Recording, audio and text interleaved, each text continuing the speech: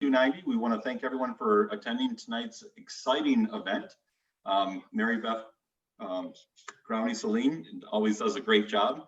We're proud to call her a friend of our district. With that, I'll turn it over to Randy. Hey, Randy Edema, District Governor 6310. I too would like to welcome Mary Beth, and we really appreciate you being here. And also everybody in 6310, why don't you just give a high wave, everybody. Okay, and Noel, you're here. Appreciate you being here tonight. I'm here. I'm Noel Jackson, and as many people know, AKA Captain Rotary. I am the district governor of D6400, and we're so proud to be collaborating with this amazing lineup of speakers.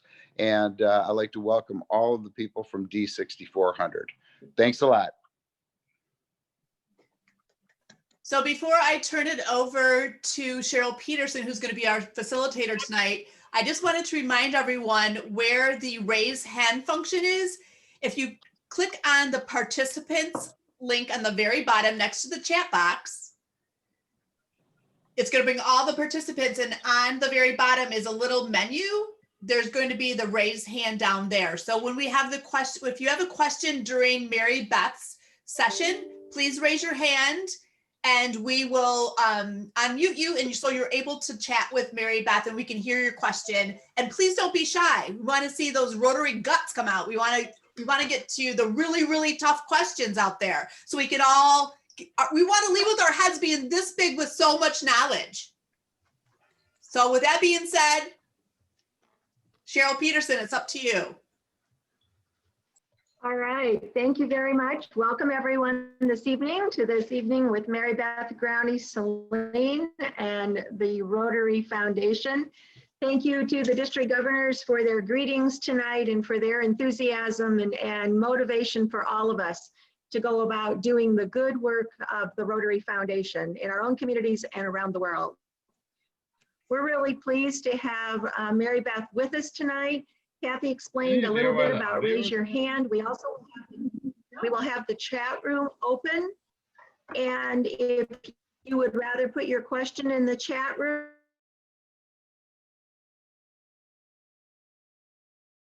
What did you do? You muted yourself. Cheryl, you muted yourself.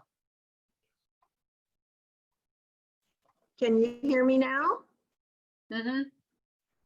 All right, so we will have a few minutes at the end for questions if you want to put them in the chat box as opposed to raising your hand.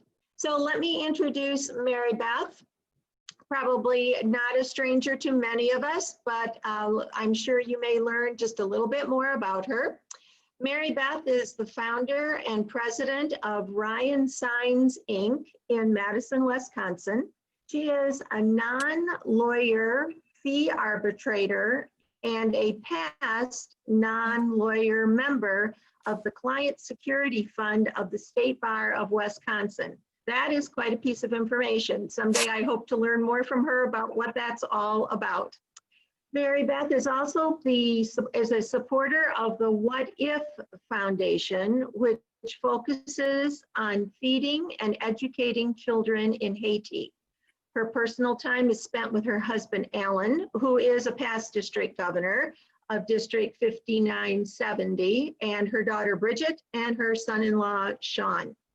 Mary Beth has been a member of the Rotary Club of Madison Westtown, Middleton, Wisconsin, since 1987, serving as her club president in 93-94.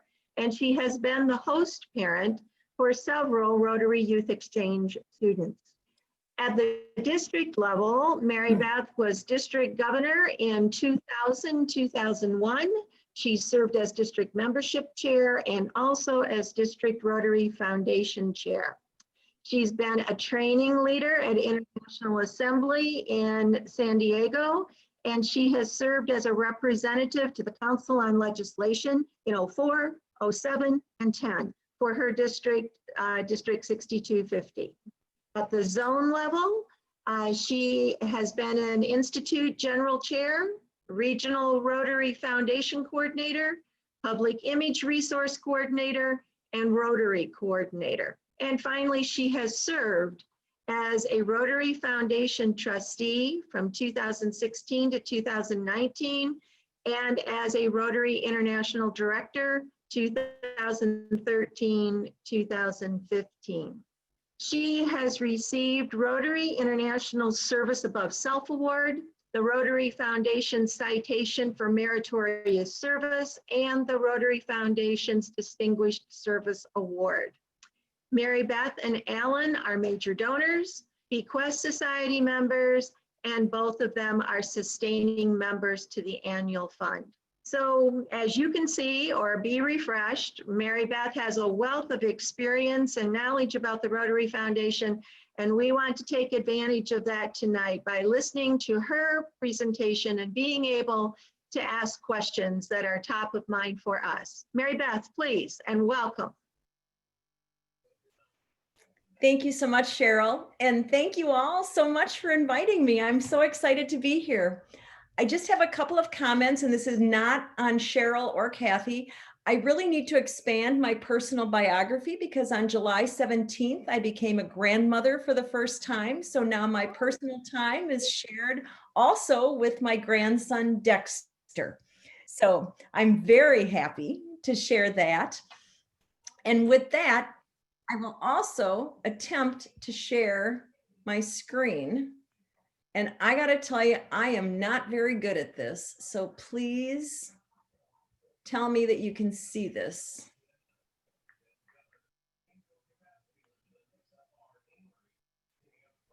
Can you see my screen? Yes. Can you see all the slides on the left, or just the one that I'm showing? We can see the ones on the left. I see all the ones on the left. There you go. Oh, there you go. There you go. So thank you for that. I did have the chance to join you last night when Evan Burrell was your speaker, and I thoroughly enjoyed it. And I hope for those of you who were here last night as well, that you enjoyed it too. I thought he brought us a ton of really good information that we can use within our clubs and within our districts to really, really engage our Rotarians. So there's some things that I might build on tonight. But what I would like to first start with is our vision statement. Together, we see a world where people unite and take action to create lasting change across the globe, in our communities, and in ourselves. I think this is an extraordinary and powerful statement, especially when you read it out loud. I think this can and should be the vision of each of our clubs. And I would hope that you would all agree and say yes, that you do agree with that.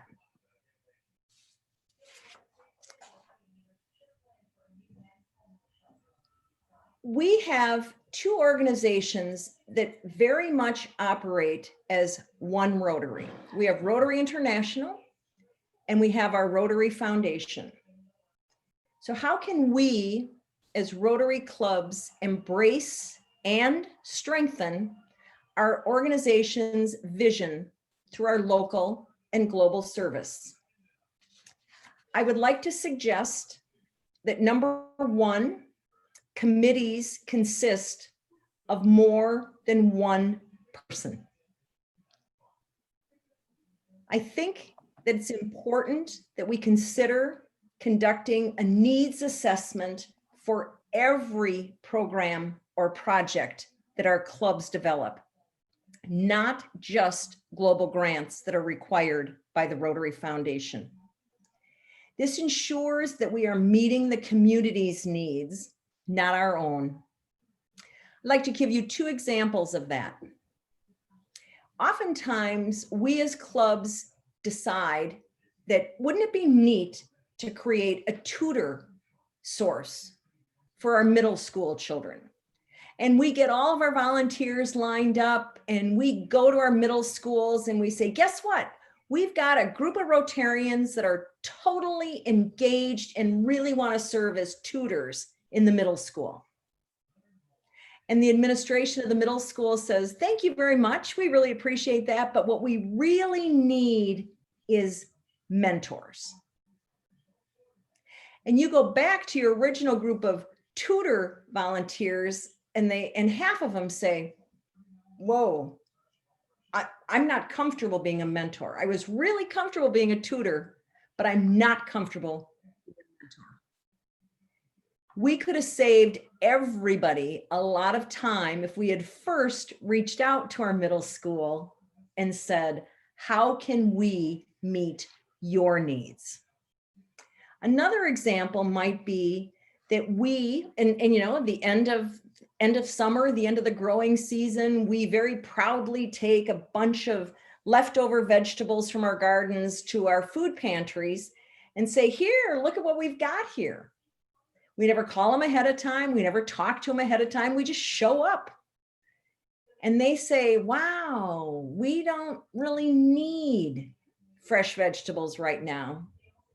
But what we do need is a group of people that can help our community members learn how to plant, cultivate, and harvest community gardens.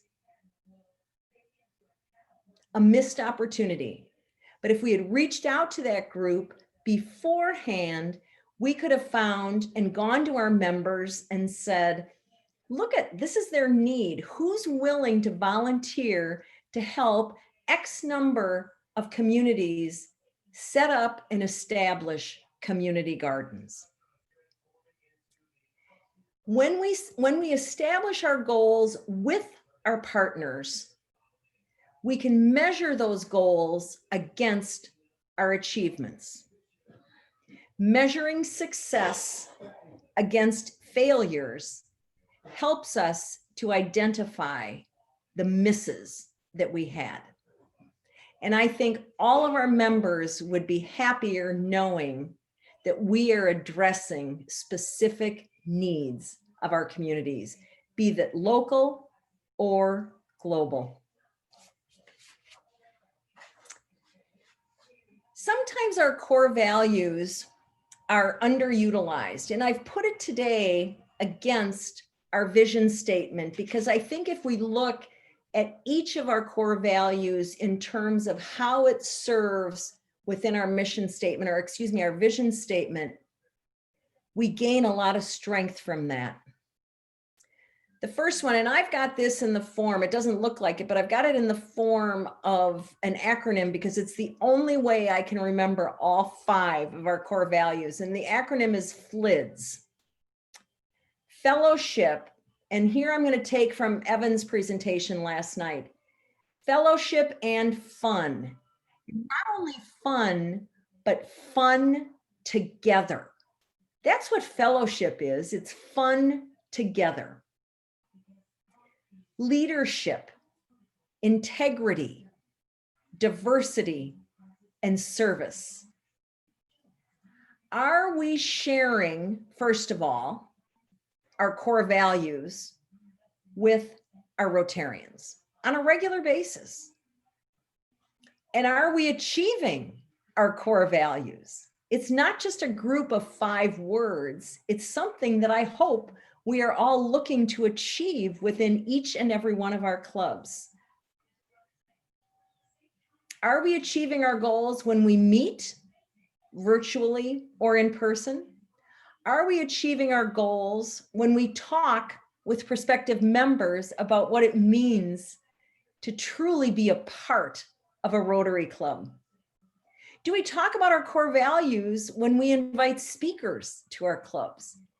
Do we tell them how important these values are to each and every one of our members? And then I would ask each of you, what do our core values mean to you? Each and every one of these 5 words means the world to me, and it's how I live my life. Can and do we measure our core values alongside our vision statement? And again, I would like to read it out loud.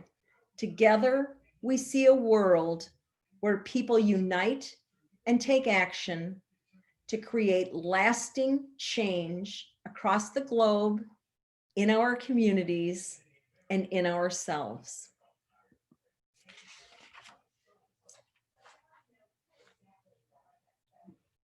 Membership, to me, is all about value. And are we providing value to our members? And then secondarily, how can we tell?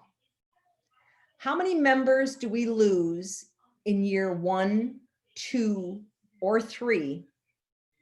And why? Do we share our expectations with our prospective members? Do we truly listen to our members when they talk about their needs and meeting their needs? Are we truly inclusive? Do we reach out to our newer members and invite them to join a committee, a project, or a volunteer opportunity?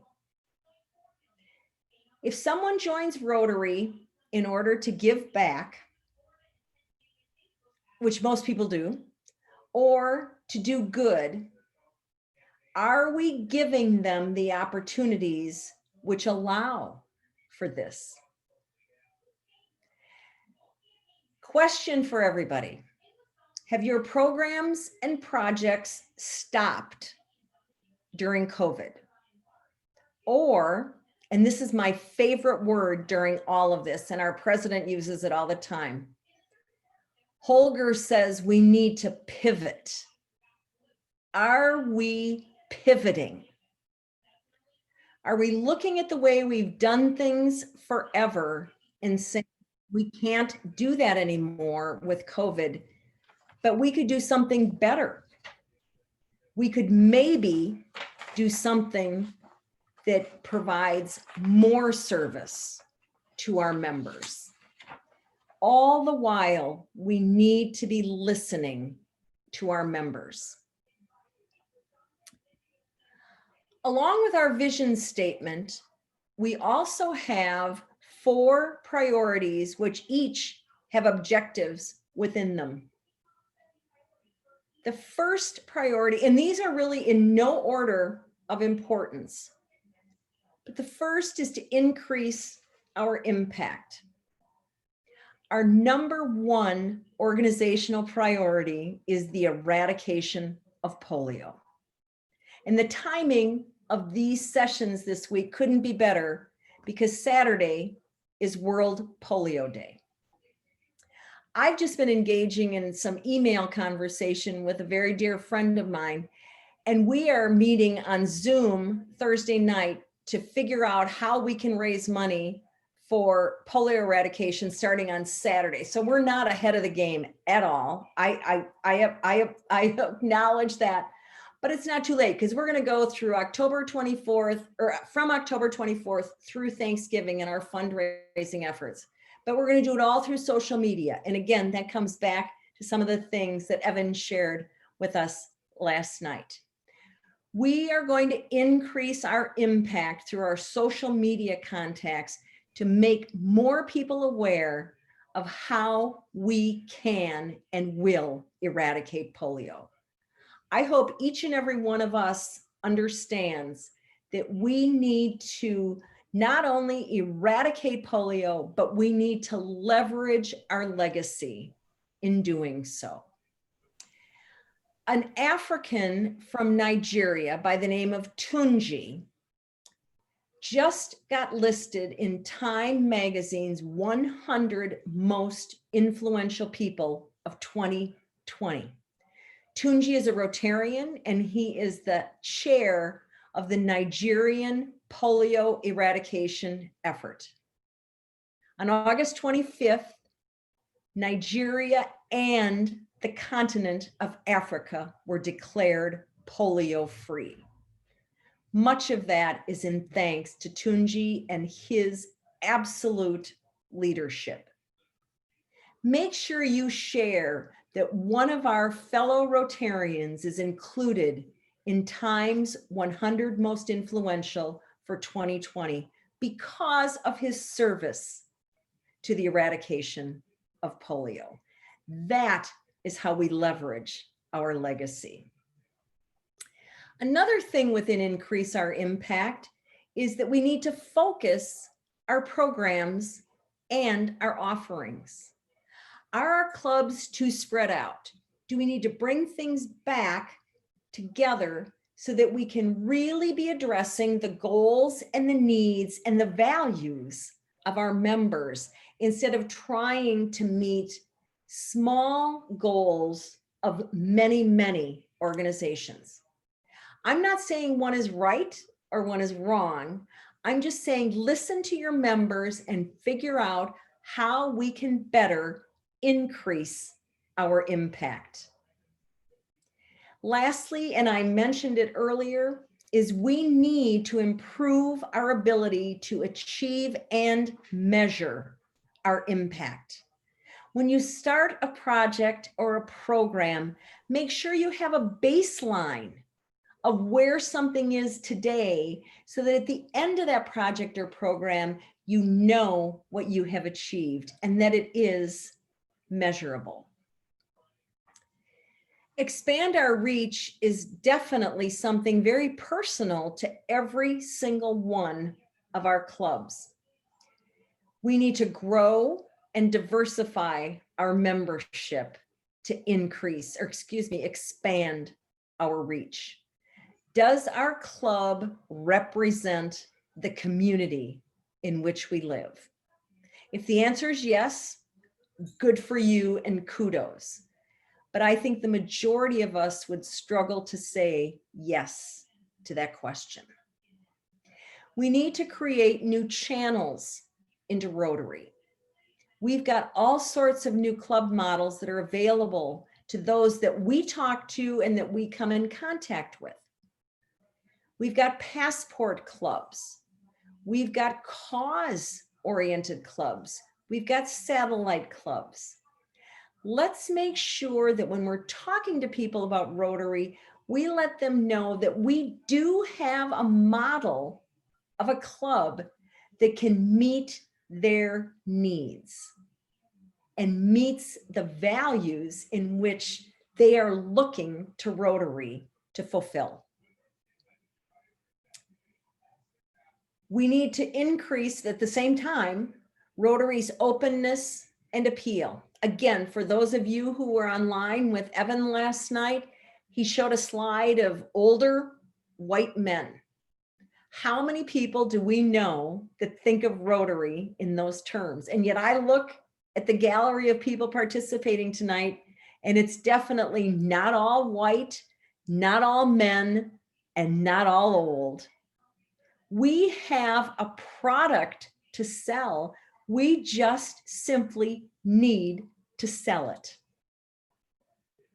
And we do need to continue to build awareness of our brand and our impact. Again, going back to Evan, be Rotary proud. Wear your Rotary shirt, wear your Rotary pin, talk about Rotary. I've got that little thing that you put on the back of your phone to hold it up if you want to. I've got, End Polio Now on the back of that. Make sure that whatever you do, people say, what is that? I've never seen that before. What is that? How many people do we know that have no idea of Rotary's impact on the eradication of polio? Tell people about it. Say, I'm proud that I'm part of an organization that's doing that. We most definitely need to enhance our participant engagement. What are our clubs doing to ensure that every single one of our members are engaged?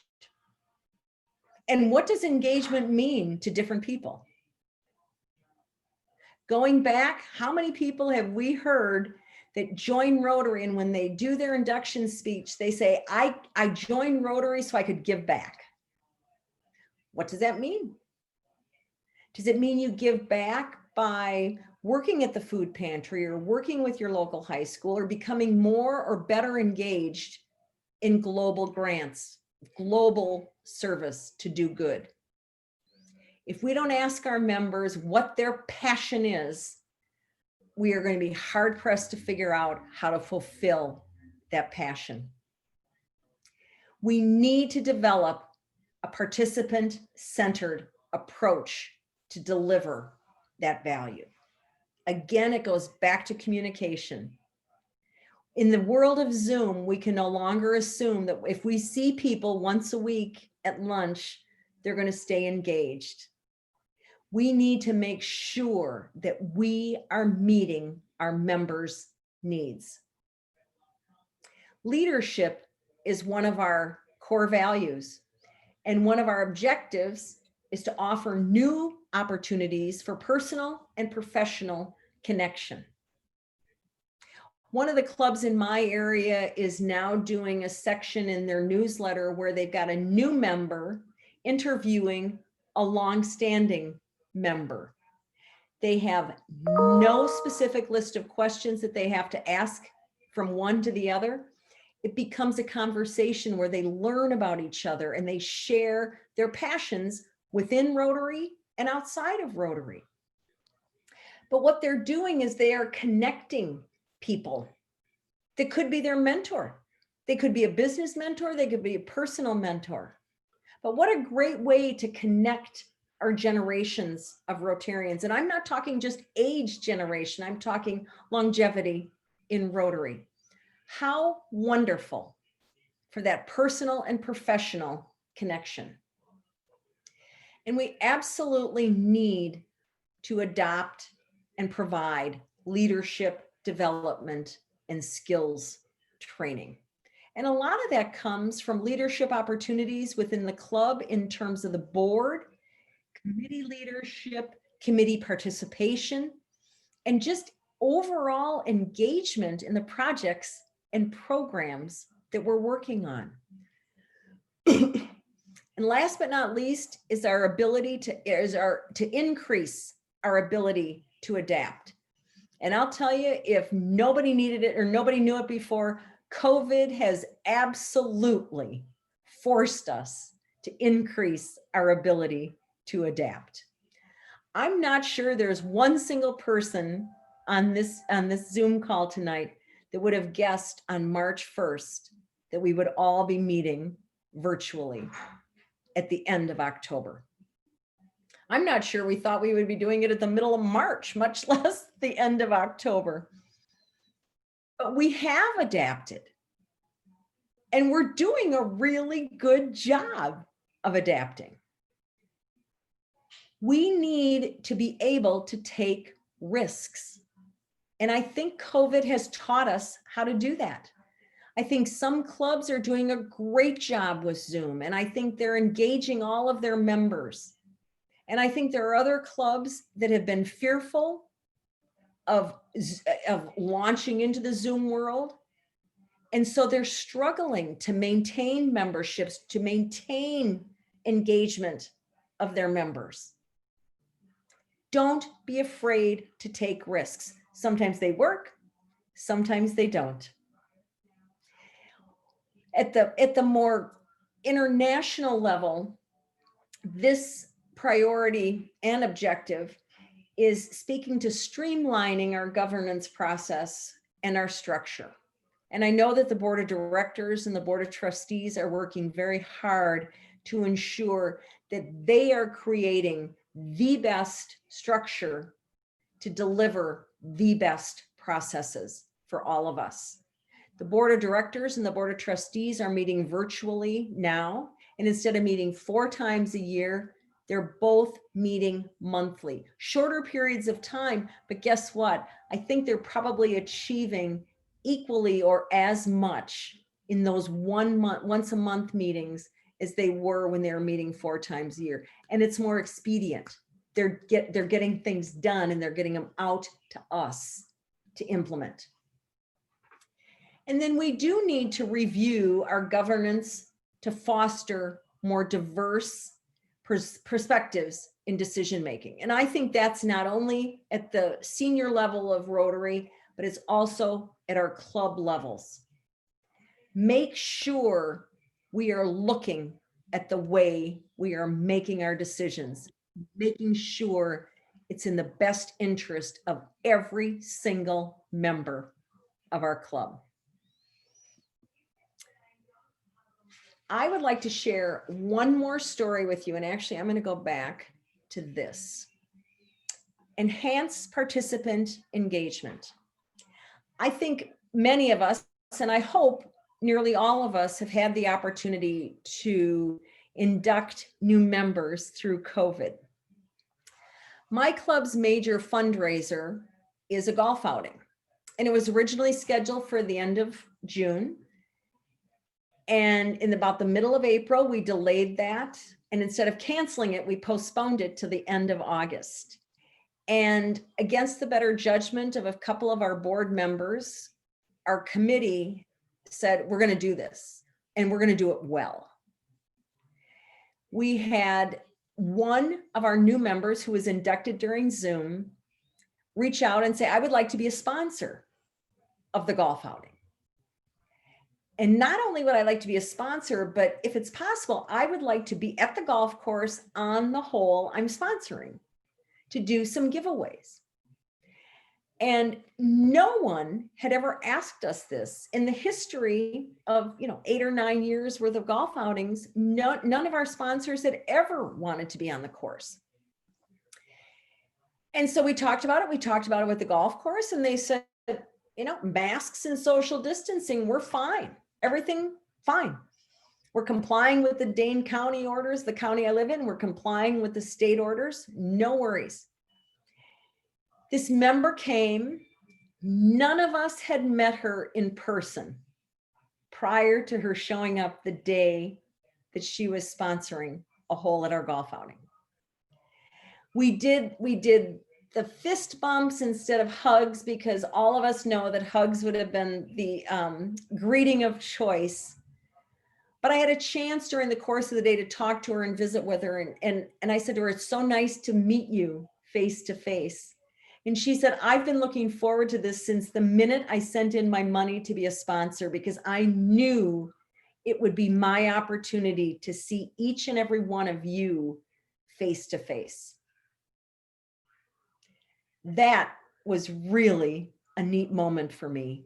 And because of our golf outing, we had the opportunity to enhance Heidi's membership or participant engagement.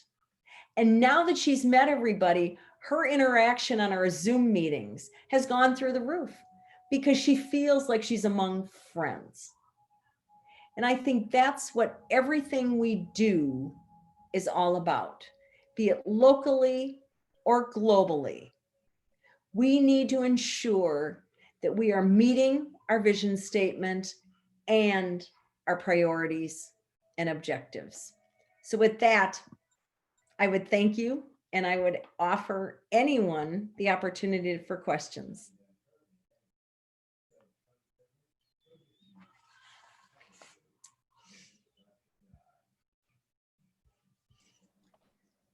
Since I can't raise my hand because I'm a host, I have one question.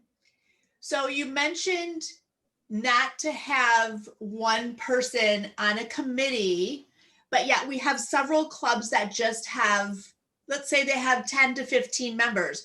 What do you suggest for them? Not to have one committee, because if you have, all the areas of focus, and what would you suggest for them to do? Great question, Kathy. Thank you for starting out with a real. I think part of it is looking at our club structure and making sure that it meets the needs of our club, but also our community. Do we have too many committees? Can we have a committee that does more than one thing? Can we have a committee chair, a single, one person that's absolutely the committee chair, but then people that are on multiple committees? I think the problem is when we only have a committee of one, it's that person's idea or that person's impact that's driving the entire process or program or project. but there's nothing that says that we must have 20 committees in our club. We need to be creative, and we need to take Rotary's guidelines and make them fit our club and what's best for our club. There's no Rotary police. I think one of our 400 Mary Beth? committees is a police committee. Is that a club committee, Nick? Yeah, I'd have to check the long running list. This never occurred to me until just now, because I do come from a large club and we have sufficient members for multiple committees, but why does a committee need to exist just within one club? If we can partner together on global grants across different clubs, maybe there is the capacity for some committees to exist, between multiple clubs. If there's ever a time to try and figure that out, now seems like it'd be the time. I would agree. Be creative, be innovative, and do what works for you. Mary Beth, I liked your comment about increased participation. I was fortunate when I was president of our club that we had a secretary that'd been there for a long time, and our club has a little over 100 members. And he was able to put together a list of all the members and all of the duties. Some were on 5 committees, some were on none.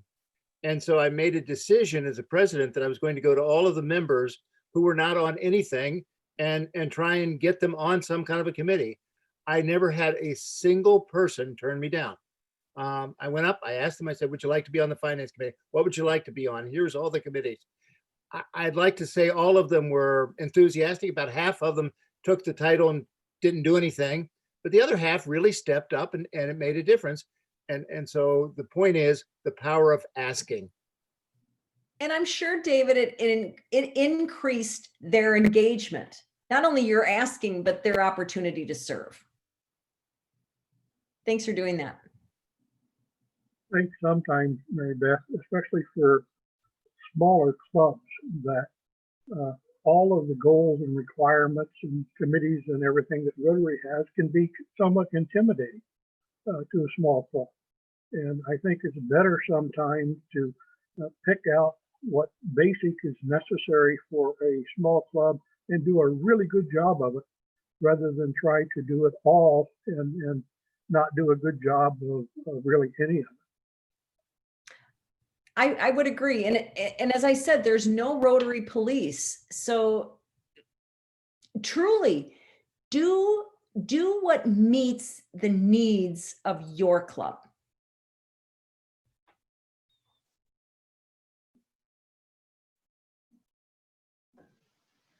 Mary Beth, a question about community assessment. Mm-hmm.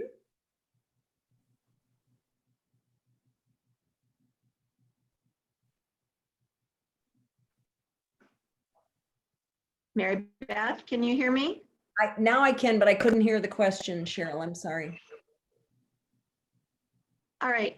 Could you speak a little bit about community assessment and the projects that maybe clubs have done for many years, but now the world is different? And how do we gain an understanding of what the priority needs within our communities are that might be different today than even 6 months ago? Great question. I think where you start is when your club has defined an idea that you'd like to explore. Let's say exploration at the beginning in the club's interest, not a definitive plan, but exploration. And you reach out to the potential partners or stakeholders in the community. And let's go back to the school in terms of mentoring or tutoring.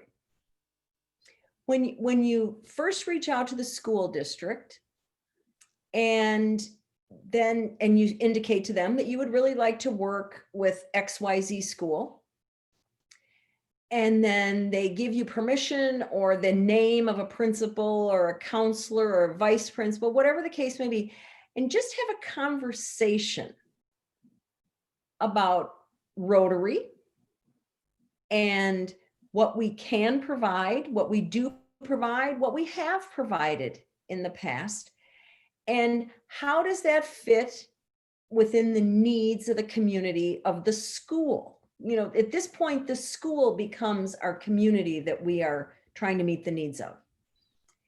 So have a conversation. A needs assessment does not have to be a formal, okay, here's our 10 questions, but it's really finding out what that school may need. I hope that helps.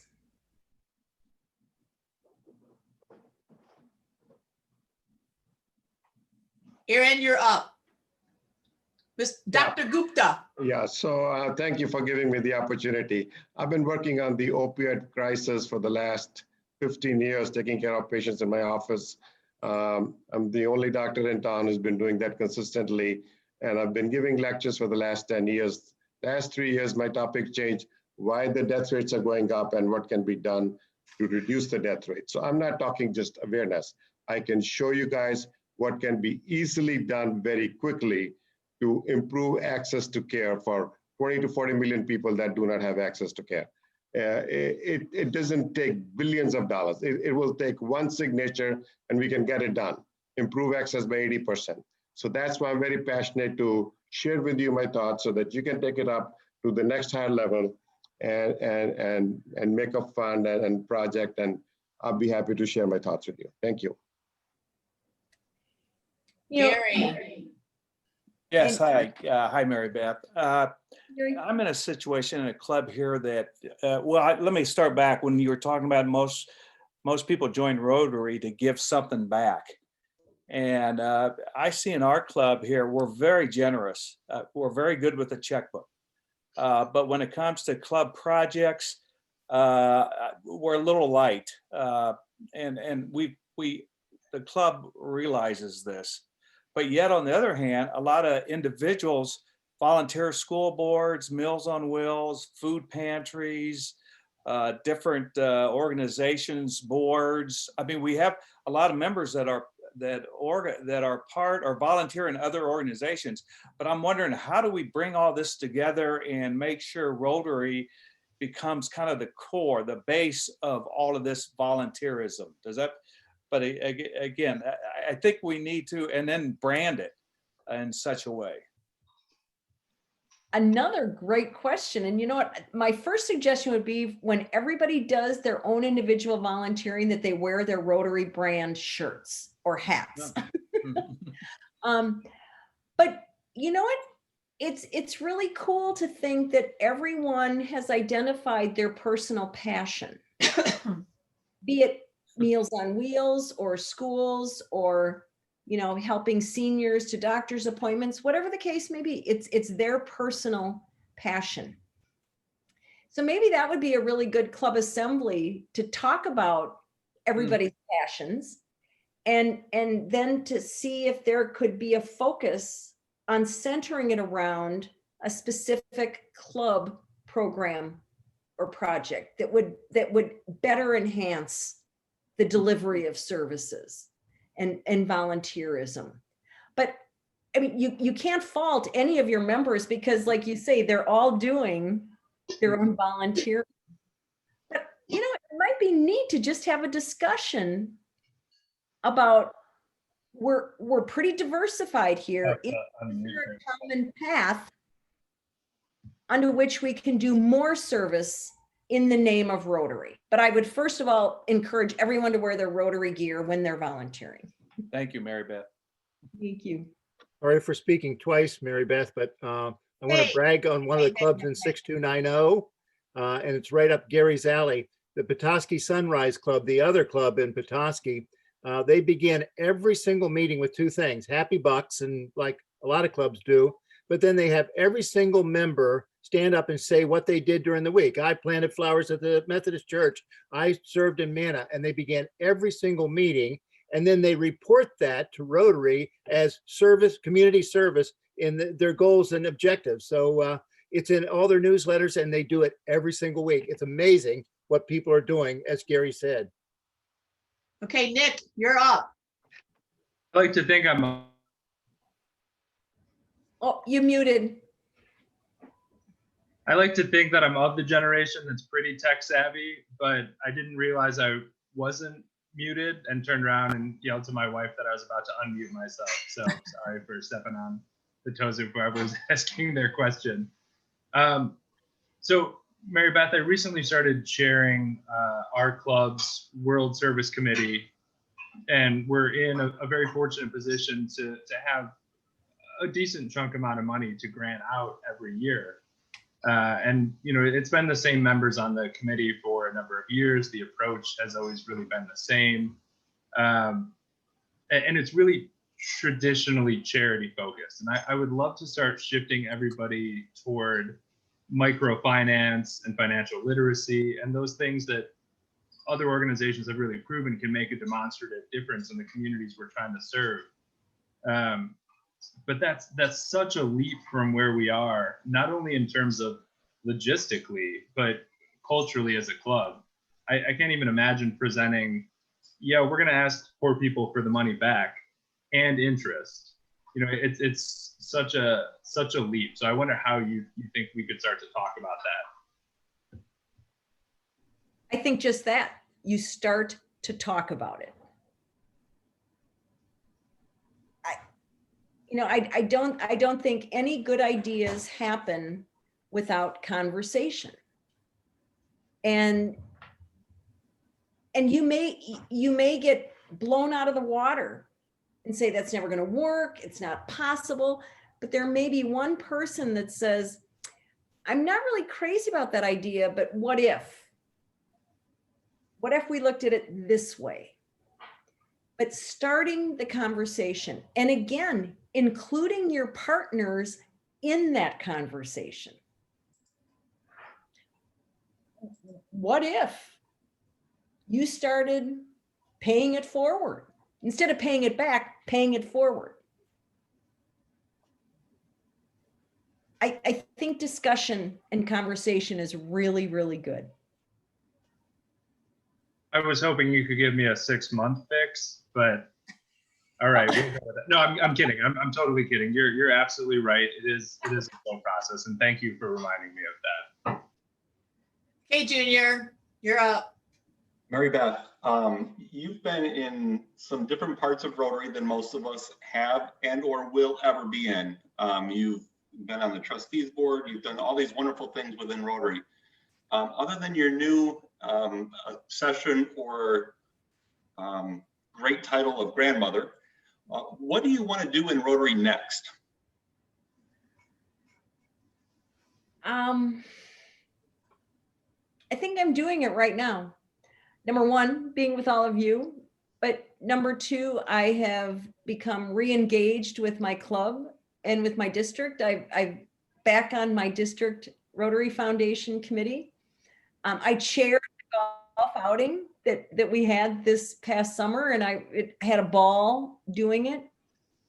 I'm happy to do what anyone asks me to do, but for the moment, I'm really happy being back involved in my club in my district and being a grandma. Thank you, John.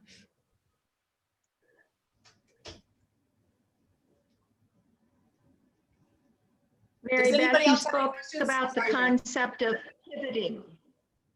I'm sorry, Cheryl. You spoke about the concept of pivoting. Yes.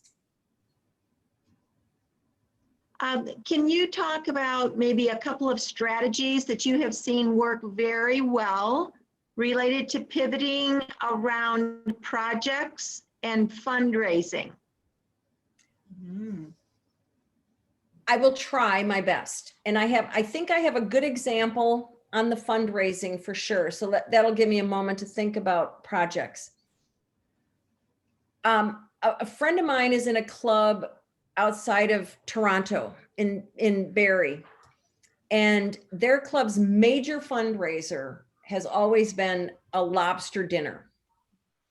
And their club struggled with, do we do it? Do we not do it? How do we do it? I mean, we'd love to do a sit down dinner like we've always done. And they worked with whoever their caterer was, and they figured out a way to have drive up dinners. And so everything was prepackaged. It was the same menu as if people were coming for their sit down dinner, but they could order per person, and it was packaged. It was all pre-orders. It was all prepackaged for the number of meals that you had ordered. And they had set up large banquet tables outside whatever their venue might have been. And everybody's name was on things. And I think they might have even been given like kind of a delivery window. So, you know, you're here between 6 o'clock and 6:15 or 6:15 and 6:30. So they didn't have all this food getting terribly cold. And they sold more meals this year than they've ever sold in the past. And their expenses were probably lower because they didn't have the venue option. I think one of the things, and I hate to keep saying my club, but my club, I hate to say it, but I'm going to say it.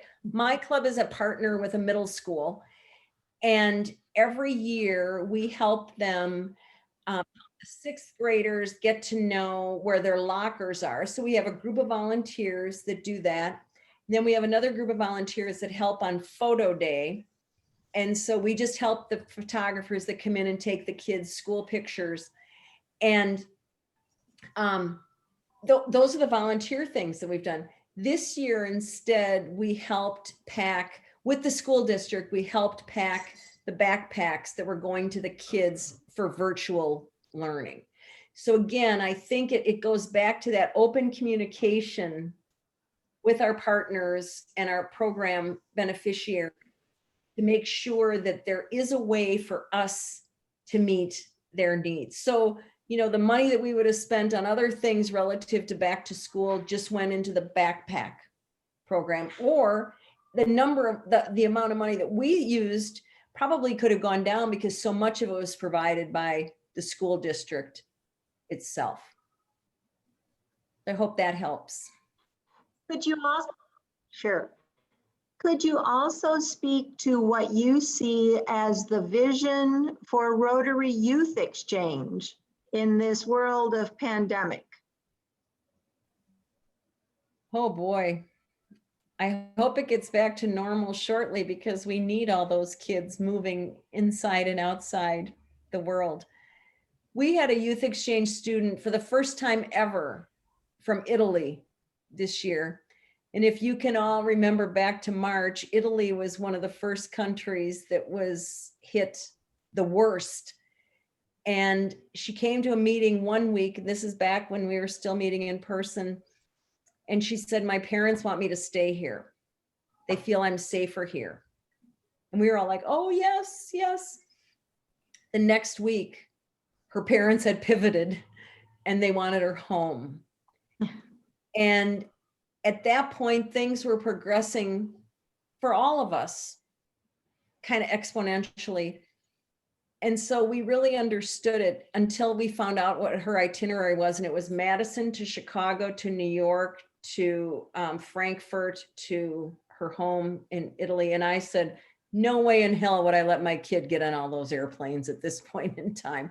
But she made it home safe. She stayed safe. Youth Exchange is such a huge program in our Rotary organization, and the goodwill that those kids provide to each and every one of us, each and every one of our clubs is essential. And I just hope that we can get this thing under control and that parents have confidence and are willing to send their kids to and from. Thank you. We have a couple of questions in the chat box now about the direction of the foundation around the size of global grants. It appears that the foundation is emphasizing larger global grants. Yes.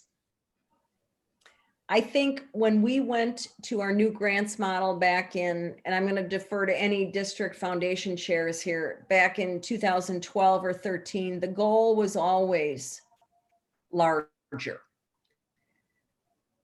Our baseline grant is $30,000, and that's from the foundation.